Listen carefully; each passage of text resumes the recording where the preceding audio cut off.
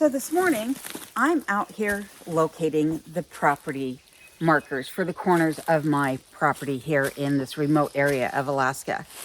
And as you can see, I have several poles around where I'm standing right now, and directly underneath me is one of those property markers. This will indicate where the corners of my property lay and help me to determine where my property lines actually are. So what I'm going to do with this information is I'm going to put my phone down directly on top of that marker. I'm going to open up the Maps app, and then I'm going to have it locate my phone geolocation at that exact moment. And then I'm going to go back inside the cabin, and I'm going to mark on a map exactly where the latitude and the longitudinal hairs cross for each one of my property markers. But while I'm back here, I thought I would go ahead and explain a couple of things that you might see in the background behind me. One is that on these poles, you'll see this colored stretch tape. Now, I originally thought the color of these tapes had some meaning as to property ownership, meaning like pink was for residential, blue government, and orange native. Because here in Alaska, those are the only three colors of stretch tape that I've seen. However, it appears to be completely random. And from what I can tell, based upon the surveyor's code, is that it just has to be highly visible against whatever background it's on. So there's no rhyme or reason to what color they're using, just as long as it's visible. You will also see this sign, which indicates that this is a bearing tree. This is the tree that the Bureau of Land Management and the surveyors will use in order to know for certain that this is the marking spot that they're looking for, because you can't necessarily see these ground markers while walking through the woods, especially when so much debris falls from the canopy of the forest. So this bearing tree sign says that it is unlawful to damage, destroy, or remove this tree. And if you notice down below here, there's this X marked into the tree and this square cut out of the tree. If ever you get some firewood that has one of these on it, that means that tree was cut down illegally. Most likely, I should say. There might be exceptions to why they can remove one of these trees. With that being said, I'm going to go ahead and get the location of this one marked on my phone, and then go locate the other three property corners. Once I'm done, I'm going to head back up to the property itself and start marking out where some of the outbuildings are going to go.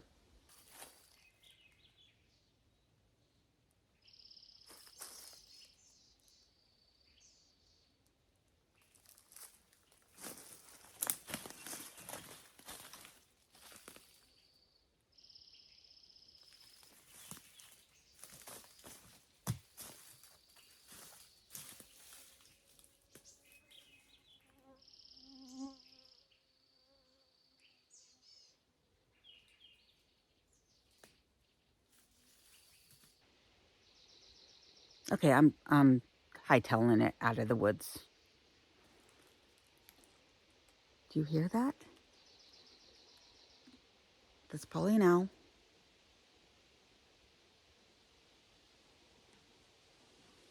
Probably an owl.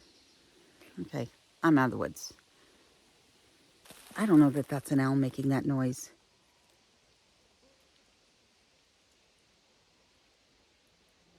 I don't know if that's an owl.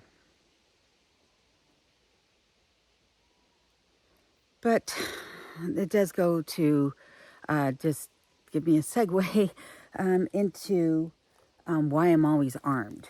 So there are wildlife out here that are dangerous. In the last couple of days, I've seen a wolverine a few times while driving in my car on just outside of my driveway. So didn't have the camera rolling. But there are also wolves in this area, even though I've been told that that's not what I'm hearing. But to the best of my knowledge, coyotes do not howl. And I know some trappers in the area that tell me, oh yes, they are definitely here in this game management unit, and can be seen in broad daylight in some areas. And then also, regardless of that, there are moose and bears, and I have some of those on my trail cameras, and the moose are scarier than the bears, to be honest with you. They've killed more people in Alaska than bears ever have. All right, I gotta get out of here. I have walked back here once, about a year or so ago, and I did find the property marker, but I don't recall exactly where I found it and how far back in it is. And I don't see anything to indicate. I see it. Do you see it? There's the blue ribbon. Now to make my way through the trees. And the other thing is that I'm constantly looking up to make sure that there are no leaning trees, also known as widowmakers, that are fallen trees that are just hung up in the branches of another tree. Like this. This is a perfect example of a widowmaker. And that is an example of a widowmaker too. The tree that's going just like that, caught up in the upper branches up there, that's a perfect widowmaker. That's a widowmaker. And it can even be a branch. It doesn't have to be a whole tree. If it comes down and hits you in the head, knocks you out, it could kill you. Whew, spider webs. I keep walking through spider webs. And I'm sure that most of this walking, I am not... See, there's a spider web. Can you see that? There's spider web. Go under that one. Since we see it, I found it. I'm sure that for most of this, I'm not even appearing on camera. And I apologize. So right there, we have the tree. We have a little pink ribbon. And down there is the property marker. So I found 3 out of the 4 corner markers, but I'm not looking for that 4th survey pin. So why am I not looking for that 4th marker? Because it's about 350 so feet into the woods that direction. One of the other things that's going on, as I mentioned, repairing this driveway, and before I could repair the driveway, I was hoping that the local telecommunication company was going to come out and trench for fiber optic lines that they're laying in this area, and improve my internet service. But they told me that I need to get some special permitting that is specific to my particular piece of property because of how I'm surrounded by state and federal lands. It's very specific to my property. And so I decided I'm not going to have them trench the driveway because it's going to hold me up. They said it'd be a year or 2 before they would even get to this. And I want the driveway done well before that time. And so I'm just going to go with Starlink. I'm not exactly sure how soon that's going to happen, but it's going to have to happen sooner rather than later because I'm pretty sure, well, maybe not. I was going to say I'm pretty sure they're going to abandon the DSL service here, but maybe they're not because I don't know that everybody's going to take fiber optic because it is going to cost more. All right, it's very hot out here too, by the way. And like I said, fire dangers. This week we are in the mid to high 70s, and I'm a bit overdressed with having an undershirt and a regular shirt on. Very warm. Oh, and do you see that? That's the new oil tank. See, yeah, so I'll show you how we got that off the truck. That was quite the adventure, but easier than we thought it was going to be, so that's good. At some point, my neighbor had purchased a pulley at auction, and he was able to hook that up to the top of the swing stand that my other contractor had put in last summer. And thanks to that, we were able to easily lift that off of the back of his truck, pull his truck out of the way, and then lower that to the ground. Before we realized that he had that pulley, we were trying to figure out how we were going to get this 400-pound tank off the back of his truck. Old people are so smart. Right? I mean, literally, one hand. Yay! I keep saying my neighbors, but these are individuals who live several miles away from me. I don't have neighbors. I don't actually have anybody close to my property. And that's one of the other things too, is I don't live in a subdivision. I don't have immediate neighbors. I don't have anybody that shares a property line with me. One other thing about me wearing a firearm while I'm outside is that I'm not confident that I'm not going to run into a bear. I'm not having other people on my property 99% of the time. But most of the time, I'm here by myself. And until Kenai learns to dial a phone, to call for emergency services, he's not of no use. One thing about that too is that I do have a few individuals that have my geolocation at all times. So I've got ways that they can track my every move, and that's for my own safety. And also, I always carry my phone with me, so if someone could do that, track my last known location via my phone, then they would know where I was if I didn't check in at certain times. So I do have people that are always constantly checking in on me, which does help. But again, other than the daisy chain of people that I have in the area, should there be an emergency, yeah, this is it. I'm my own self-defense, so hence why I'm always armed. All right, I'm gonna go in, mark these things on the map, and then I'll be right back. Now that I have the corners of the property indicated on my map, which really doesn't pertain to what I'm doing right now, but it's good to know in case ever I need to know where my property lines lay, I am going to indicate where my new fence line is going to go. I'm doing a fence around the majority of the back of the property. That fence is going to be to keep wildlife out so that I can be back here and let Kenai run freely in the back of the yard without the issues of worrying about a bear or a moose coming in to get us. The fence will be rather tall, and it will be electrified as well. I will also be installing hardware cloth along the exterior of the fence so that animals cannot dig their way in. One of the other features of the fence will be a drive lane that runs along the exterior of it. That is going to allow me to pull a vehicle or a quad down and check the other side of the fence to make sure it's free from any obstructions that might be leaning up or growing into the fencing or the electric wires, preventing them from functioning the way they should. But I need to mark out where that fence is going to go. However, I have one other dilemma that I am trying to figure out. Eventually, I'll have a large shop built on the property. I plan on building a 40 by 60 size shop, so it's large enough to house whatever I might need to in years to come. That is going to act as my garage and a place to store and house my tools, but I need to figure out where exactly I want it built. My original thought was to have it built on the front of the pole, facing the front of the property and having drive-through access. But I'm not sure that that's going to work. Yeah, I'm just not sure. I'm struggling with it, actually.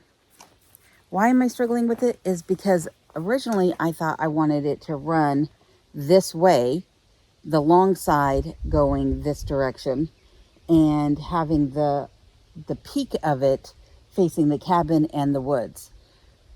The issue with that is that snow will slide off of it, preventing drive-through access in the wintertime. And so I'm not sure that that's what I want to do.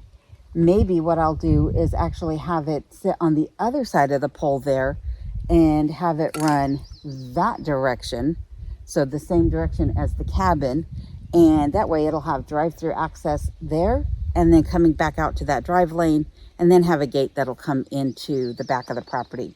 I think that probably makes the most sense. So what I need to do is figure out exactly where I want that fence to run. Like I said, it'll start at the very back corner of the cabin here and then extend that direction. So I'm going to go ahead and get that marked out, and then take my measuring tape and measure how many feet I need in each of the directions and get that all planned out. And then I have some other outbuildings that I need to figure out where they're going to be placed as well. Why am I doing this now, even though some of these buildings won't be built for another year? Is so that I can get them marked on my map as well for when the time comes to build these buildings, but also because the outhouse, as you saw, almost got taken out in the last video, is going to get replaced this summer. And the fence hopefully is going to be put in next year. But the outhouse needs to be put in now. But I can't put that outhouse in without knowing where the fence is going to reside And when I get the outhouse built, they need to come in with an excavator and dig the hole for it. So I need to get that figured out now, because we pick up the excavator. We, meaning myself and the contractor, will pick up that excavator in about a week's time from now. So I have to get this done. So I know I want the fence to start right here at the corner of the property. As I mentioned, this will be moved 90 degrees that way behind the cabin, so it's no longer in danger of having snow falling on it, because I about fall over leaning on this ladder that is not secured in the slightest. But this will get moved, and the new tank will sit inside of the fence. So I know I'm going to need a gate right here as well, so that the oil company can have access to the tank, and then the fence is going to extend that way. All right, so I'm going to run my tape out, and so I have a straight line, and I'm going to start marking.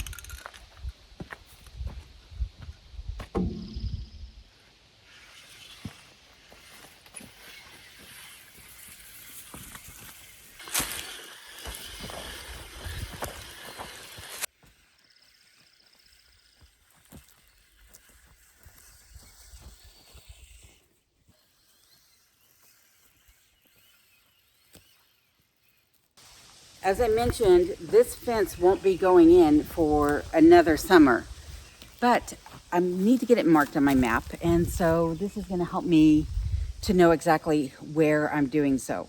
I'm going to take my phone again, and I'm going to mark the corners of the fence line, get the geolocation, put that on my map, and that way I can give that off to the contractors, and they'll know exactly how many feet it is from the cabin and corner to corner, so that when they go to install the fence, they put it exactly where I want it.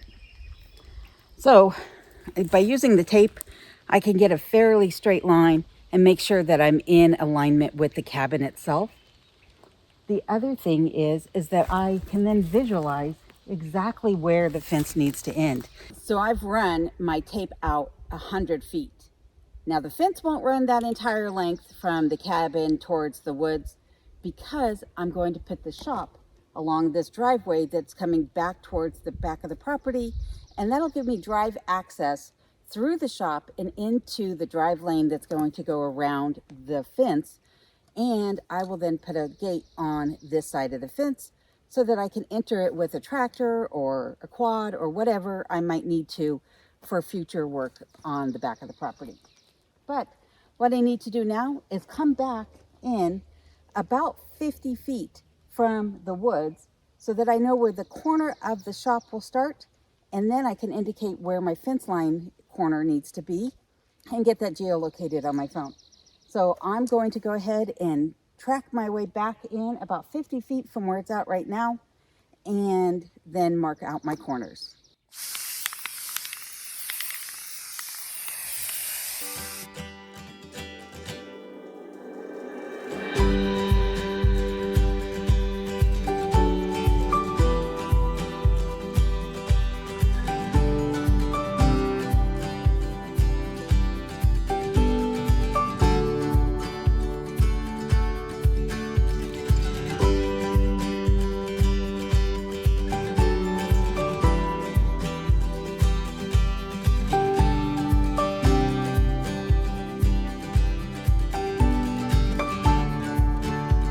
After determining the placement of the new shop and how many linear feet of fencing is needed from the corner of the cabin here to that utility pole, I then went in on Google Maps and I marked out exactly where the four corners of the fence line will be placed.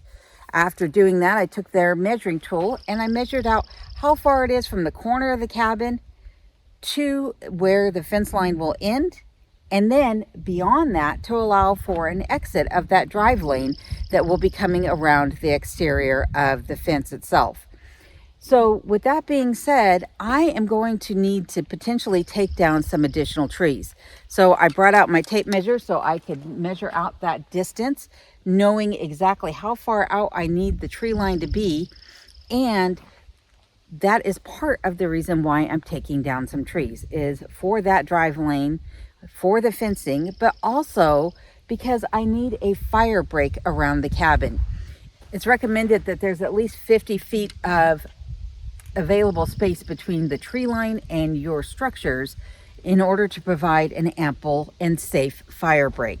So that is part of the reason why I'm taking down those trees.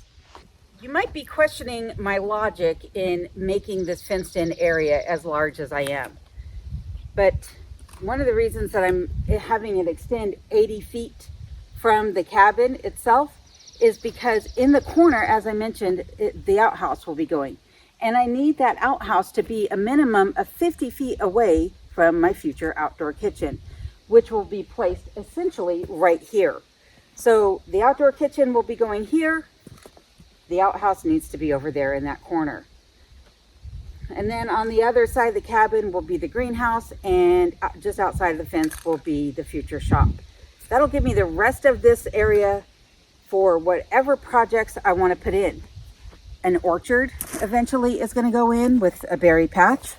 I'm going to have my kitchen garden right here, and I might put in some high tunnels or other structures back here to help me garden throughout the years, because I'd like to increase my self-sufficiency and reduce my dependency upon the outside world, if you might. So that's the reason why that fence line needs to be 80 feet from the edge of the cabin. So I'm going to go ahead and get everything marked as far as where the fence line corner needs to be, and then mark the trees so that my contractor knows exactly where he's going to push trees down and what trees are staying. Yeah, it's a big endeavor what I've got going on here. And while, like I said, a lot of this isn't taking place this summer, I still need to get it mapped out so that when the time comes, I'm not redoing this work that I'm already doing now. Might as well get it all figured out now so next summer can begin without issue.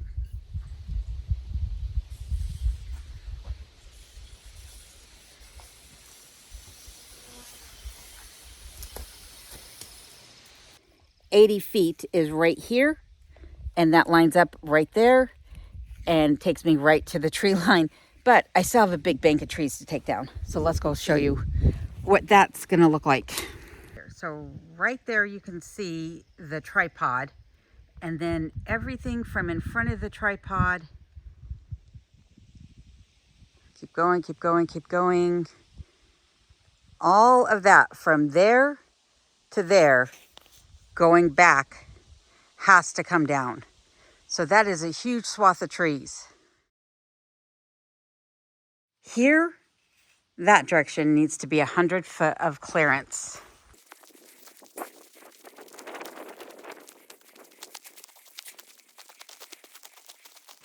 That means from here. So all of that has to come down in order to give me the 100 foot of clearance that I'm going to require. At first, the thought of taking out all those trees was really depressing because the view out the kitchen window is of that part of the forest, and I absolutely love it. But then I realized that the woodshed is going to be extended to meet up with the corner of the Arctic entry awning right here, and it'll block my view anyhow. I'm not going to see it from the cabin.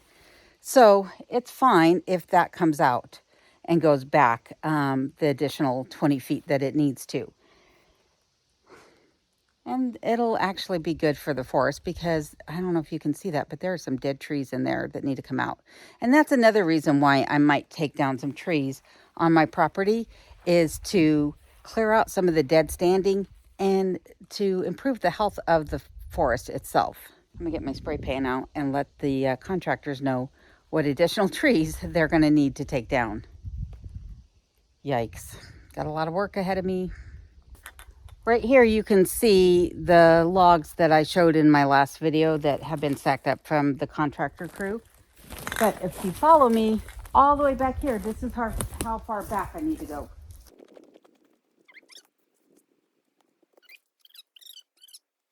This is how far back I have to go. So all of this going back towards the mountains has to come down. Now some of that is being taken down for the fact that the trees are dead. Some of it is being taken down to make way for that drive, so I have access to and from the outside perimeter of the fence line. But either way, it needs to come down. And some of these are being taken down also, like I said, still for the fire break. So, yeah, it's a lot of work. And I'm glad I have help, because this would be more than I can handle by myself. Especially with everything else that's going on. So much fun. All right. Well, I think that's going to wrap up today's video, but I do want to thank you for joining me. I hope this video wasn't too chaotic. I felt like it was probably more of the one, I think it was, well, you get what I'm saying. It was kind of chaotic. How about that? So I will check back in with you guys in a couple of days. And until that time, as always, stay safe and take care. And thank you for joining me today. Oh, by the way, here are some outtakes. Hope you enjoy them.